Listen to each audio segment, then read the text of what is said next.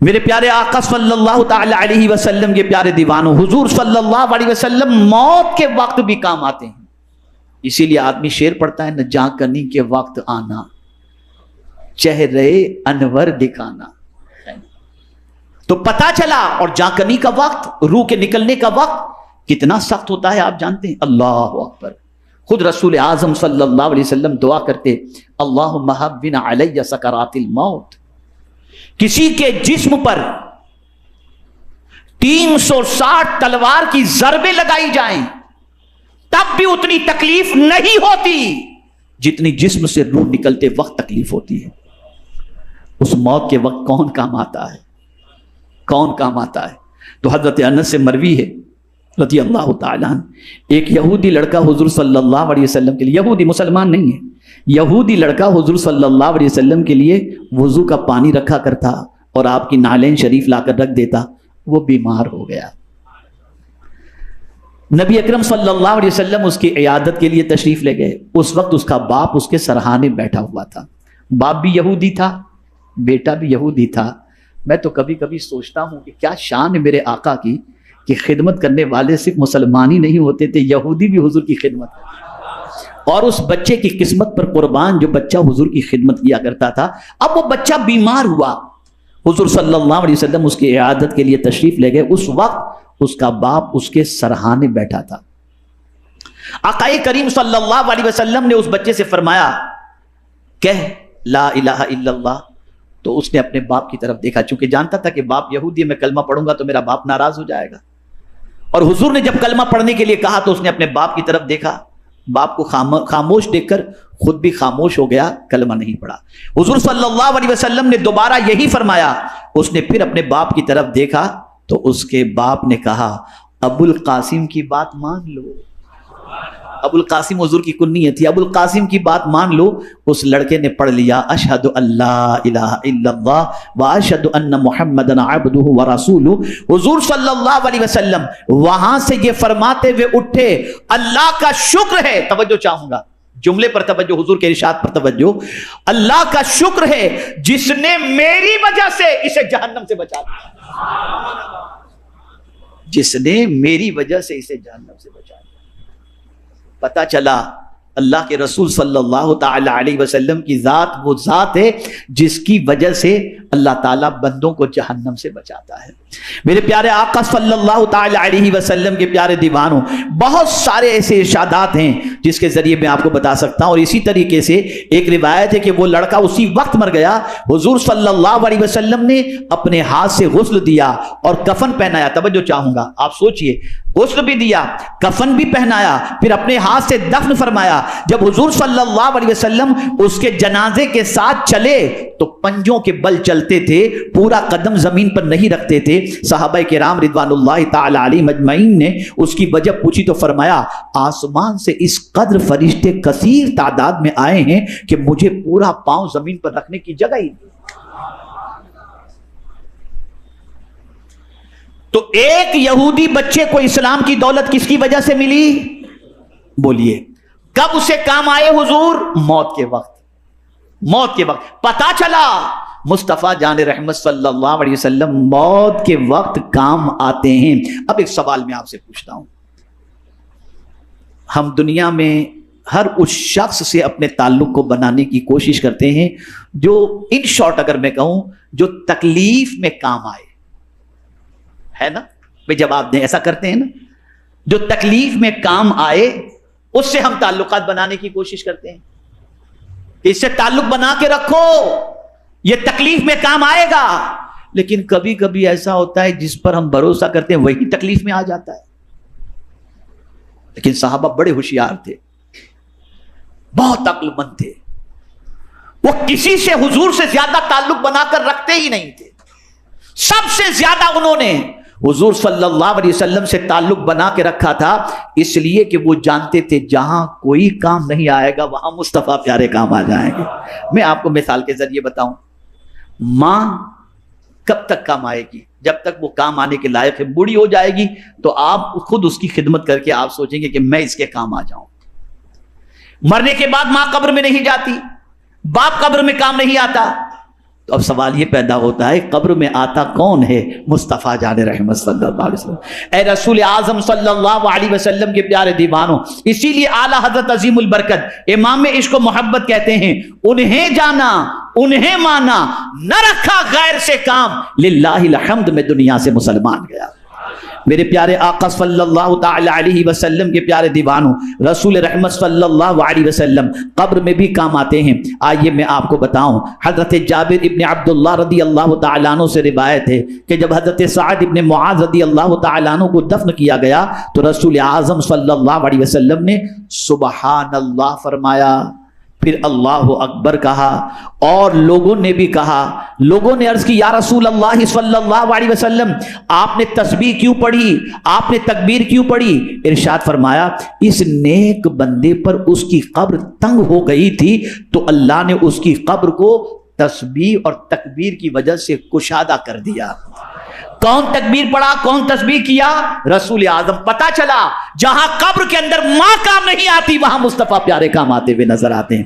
میرے پیارے آقا صلی اللہ علیہ وسلم کے پیارے دیوانوں، رسول رحمت صلی اللہ تعالی علیہ وسلم جہاں جہاں انسان کو ضرورت ہوتی ہے وہاں وہاں پیارے آقا صلی اللہ علیہ وسلم کام آتے ہیں۔ ایک ام المؤمنین کے گھر پر رسول رحمت صلی اللہ علیہ وسلم تشریف فرماتے اور وضو کر رہے تھے، اور وضو کرتے کرتے لبیک لبیک لبیک فرما رہے ہیں، اللہ اکبر۔ ام المؤمنین کو حیرت ہوئی کہ اس وقت سرکار کس کے پکارنے پر لبیک لبیک فرما رہے ہیں، اللہ اکبر۔ جب حضور صلی اللہ علیہ وسلم نے وضو فرما لیا اس کے بعد ام المؤمنین نے دریافت کیا کسی پکارنے والے کو تو میں نے نہیں سنا، لیکن آپ کس کو کس لبیک لبیک کہہ رہے تھے؟ سرکار نے فرمایا میرا ایک صحابی بہت پریشان تھا اور اس پریشانی کے عالم کے اندر اس نے مجھے وہاں سے پکارا تو میں نے یہاں سے اسے لبیک کہہ کر کے اس کی مدد میں نے کر دی۔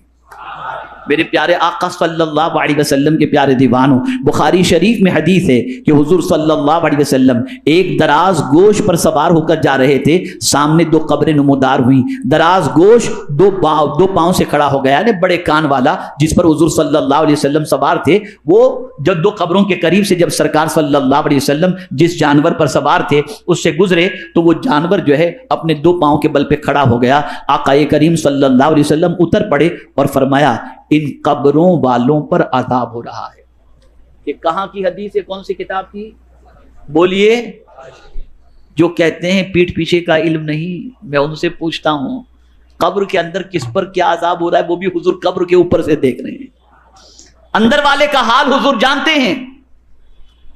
اور رسول اعظم صلی اللہ علیہ وسلم نے فرمایا ان قبر والوں پر عذاب ہو رہا ہے، جسے دیکھ کر خچر گھبرا گیا۔ اللہ اکبر۔ مجھے حیرت ہوتی ہے کہ جس خچر پر حضور سوار تھے وہ خچر بھی کتنا طاقتور تھا اور حضور کے قدموں سے اس کو بھی کتنا پاور مل گیا کہ وہ بھی قبر والوں کے عذاب کو محسوس کر رہا تھا۔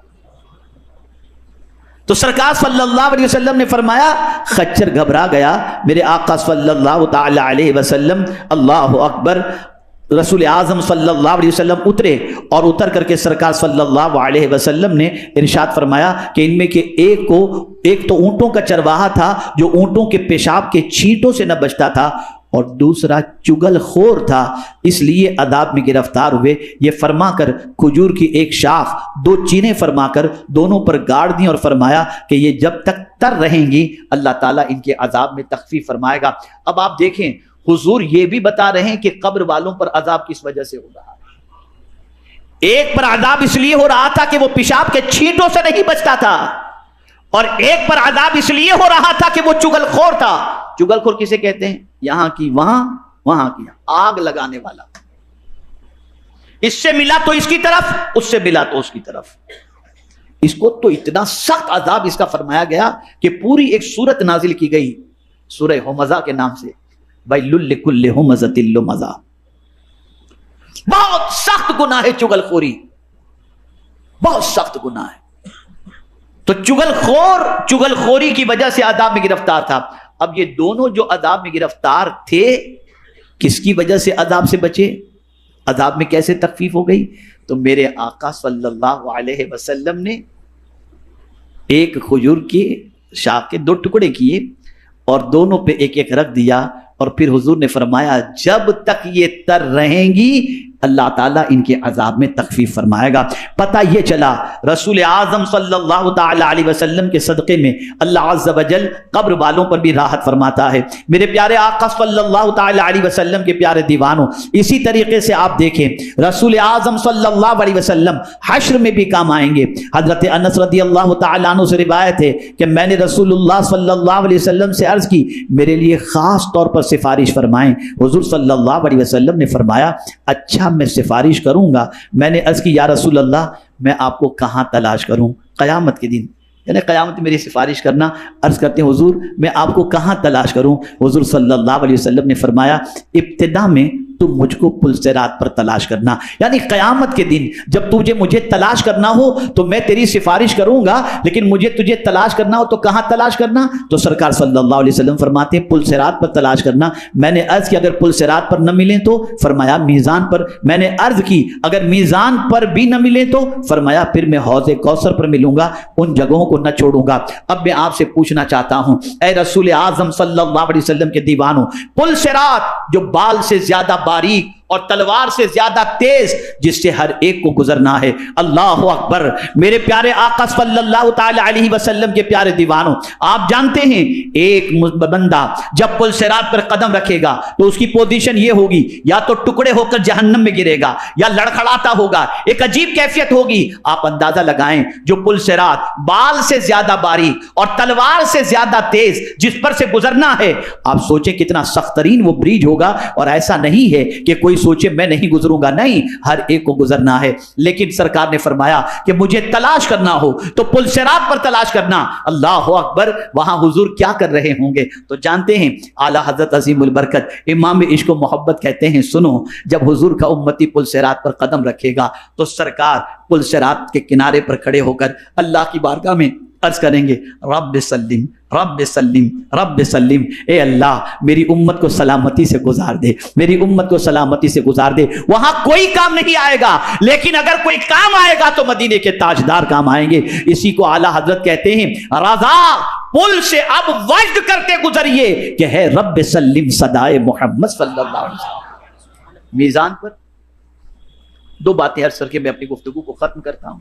میزان پر جہاں اعمال تو لے جائیں گے، یاد رکھیں بہت اہم نقطہ عرض کر رہا ہوں، بہت عبادت آپ نے کی ہوگی، بلکہ ہو سکتا ہے کہ جب سے نماز فرض ہوئی ہو تب سے لے کر آج تک ایک وقت کی نماز بھی آپ کی قضا نہ ہوئی ہو سکتا ہے کہ ماہ رمضان کے روزے جب سے فرض ہوئے ہوں تب سے لے کر ابھی تک آپ کا ایک روزہ بھی قضا نہ ہوا ہو سکتا ہے کہ حج بھی آپ نے کیا ہو، اور ہو سکتا ہے کہ آپ زکوٰۃ بھی دیتے ہوں، اور ہو سکتا ہے کہ آپ تلاوت قرآن بھی کثرت سے کرتے ہوں۔ لیکن جانتے ہیں قیامت میں کیا ہوگا؟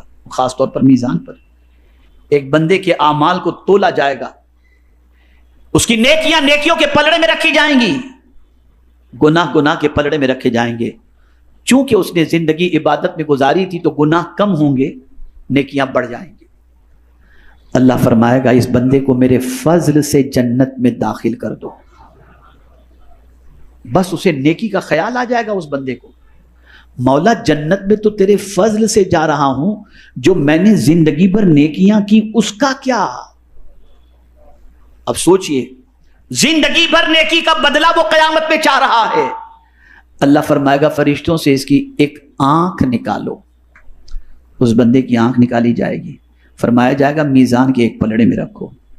میزان کے ایک پلڑے میں اس کی ایک آنکھ رکھی جائے گی، اور زندگی کی ساری نیکیاں دوسرے پلڑے کے اندر۔ اللہ فرمائے گا میرے بندے تیری زندگی کی ساری نیکیاں میری آنکھ جیسی ایک نعمت کا بھی حق ادا نہیں کر سکی۔ فرشتوں اب میرا عدل یہ ہے کہ اس بندے کو جہنم میں ڈال دو، اس لیے کہ اس نے میری ایک آنکھ جیسی نعمت کا بھی حق ادا نہیں کیا۔ وہ عرض کرے گا مولا مجھے تیرا فضل ہی کافی ہے، مجھے عبادت کا بدلہ نہیں چاہیے۔ پتہ چلا زندگی کی ساری عبادتیں بھی اللہ کی ایک نعمت کے مقابلے میں کوئی حیثیت نہیں رکھتی۔ میزان وہ جگہ ہے اور وہ مقام ہے جہاں سے لوگ ڈرا کرتے، جس کے تصور سے صحابہ کانپا کرتے، جس کے تصور سے اولیاء کانپا کرتے۔ اعلیٰ حضرت عظیم البرکت ایسے ہی وقت کے سلسلے میں عرض کرتے ہیں پلہ ہلکا ہی صحیح بھاری ہے بھروسہ تیرا. سرکار ہم جانتے ہیں ہمارا پلہ ہلکا ہے لیکن آپ کی ذات وہاں کام آنے والی ذات ہے. محشر میں جب کوئی کام نہیں آئے گا آپ کام آئیں گے, اور جانتے ہیں کس طرح کام آئیں گے. 2 حدیثیں عرض کرتا ہوں, عمل کرنے کی کوشش کرنا. 1500 سالہ جشن میلاد مصطفیٰ کا یہ تحفہ لے کر کے جاؤ اور اس پر عمل کرنے کا عزم کرو, زندگی بھر عمل کرنا, اور تو انشاءاللہ العظیم حضور صلی اللہ علیہ وسلم کی کرم کی بارشیں دنیا میں بھی ہوں گی اور آخرت میں بھی ہوں گی. آئیے میں آپ کو بتاؤں, ایک بندے کے اعمال کو میزان میں تولا جائے گا, اور جب میزان میں تولا جائے گا نیکیاں کم ہوں گی, گناہ زیادہ. قریب تھا کہ حکم ہو کہ اس بندے کو جہنم میں ڈال دو. رسول رحمت صلی اللہ علیہ وسلم تشریف لائیں گے. حدیث مبارکہ میں اپنی آستین مبارک سے ایک پرچہ نکالیں گے اور اپنے اس امتی کے نیکیوں کے پلڑے کے اندر اس پرچے کو رکھ دیں گے. تو نیکی زیادہ ہو جائے گی, گناہ کم ہو جائے گی. پہلے نیکیاں کم تھی, گناہ زیادہ تھے, اتنے تھے جس کی کوئی انتہا نہیں. لیکن جیسے ہی حضور صلی اللہ علیہ وسلم نیکیوں کے پلڑے کے اندر ایک پرچے کو رکھ دیں گے, نیکیاں زیادہ ہو جائیں گی. حکم ہوگا اس بندے کو جنت میں ڈال دو. وہ بندہ جو پہلے بہت گھبرایا ہوا تھا کم نیکی کی وجہ سے, جب اس پرچی ڈالنے والے مصطفیٰ پیارے صلی اللہ علیہ وسلم کو دیکھے گا تو عرض کرے گا, اے نورانی چہرے والے آپ کون ہیں؟ سرکار فرمائیں گے میں وہ ہوں جس پر تو دنیا میں درود پڑھا کرتا تھا. اللہ اکبر. اس پرچے میں کیا تھا؟ وہی درود تھا جو تو نے مجھ پر محبت کے ساتھ پڑھا تھا. آج تجھے یہاں پر یہ درود بھی کام آیا, اور جس پر تو نے درود پڑھا تھا وہ بھی کام آیا. مجھے بتاؤ, جب قیامت کے دن رسول اعظم صلی اللہ علیہ وسلم اس طرح سے کام آنے والے ہوں اور حضور پر درود اس طریقے سے کام آنے والا ہو, تو کیوں نہ ہم درود مبارکہ کو ورد زباں بنا لیں. پڑھیے ایک مرتبہ درود شریف. اللہم صلی علی سیدنا و مولانا محمد معدن الجود والکرم وآلہ الکرام وابنہ الکریم وبارک وسلم صلاۃ و سلاما علیک یا سیدی یا رسول اللہ صلی اللہ تعالی علیہ وسلم. اور اسی کے ساتھ ساتھ ایک اور واقعہ بھی آپ سماعت فرمائیں. اللہ اکبر. ایک بندہ جس کی دنیا میں عادت تھی, کیا عادت تھی؟ اگر کوئی حضور صلی اللہ علیہ وسلم کا پریشان حال امتی ہوتا اور آ کر اس سے کہتا کہ مجھے یہ پریشانی ہے, تو وہ بندہ اس کی پریشانی دور کرنے میں دوڑتا, کہیں سفارش کرنے چلا جاتا, اس کا کام ہو جائے اس کی کوشش کرتا تھا. جب وہ مرے گا تو بہت سارے اس کے گناہ ہوں گے, جس کی وجہ سے کل بروز قیامت جب میزان پر نیکیوں کے پلڑے میں نیکیاں اور گناہوں کے پلڑے میں گناہ رکھے جائیں گے تو سچویشن یہ ہوگی کہ نیکیاں کم ہوں گی اور گناہ زیادہ ہوں گے. جب نیکیاں کم اور گناہ زیادہ ہوں گے تو سرکار صلی اللہ علیہ وسلم میزان پر تشریف لائیں گے اور تشریف لا کر اپنے رب سے عرض کریں گے, اے میرے کریم, یہ میرا وہ امتی ہے جو دنیا کے اندر میرا کوئی امتی پریشان ہوتا تو اس کی پریشانی کو دور کرنے کے لیے دوڑ دھوپ کیا کرتا تھا. آج یہ یہاں پریشان ہے, میں اس کی سفارش کرتا ہوں, مولا اس کو معاف فرما کر میری سفارش قبول کر کے جنت عطا فرما دے. اللہ حضور کی سفارش کو قبول کر کے جنت کا مزدہ فضا. کہاں کہاں حضور کام آتے ہیں. ارے جب آخرت میں حضور کام آتے ہیں تو دنیا میں تو بدرجہ اولا کام آتے ہیں. تو اپنا تعلق حضور سے مضبوط کرو, اپنا رشتہ حضور سے مضبوط کرو, درود مبارکہ کی کثرت کیا کرو, پریشان حالوں کی مدد کیا کرو, دوڑ دھوپ کیا کرو, غریبوں کا خیال رکھا کرو. اور میرے پیارے آقا صلی اللہ تعالی علیہ وسلم کے پیارے دیوانوں, رسول رحمت صلی اللہ علیہ وسلم کی ذات وہ ذات ہے کہ اللہ اکبر, میں کیا بتاؤں کیا حضور عطا فرماتے ہیں. ایک 3 دن کے بھوکے پیاسے پریشان ہو کر مسجد نبوی شریف پہنچے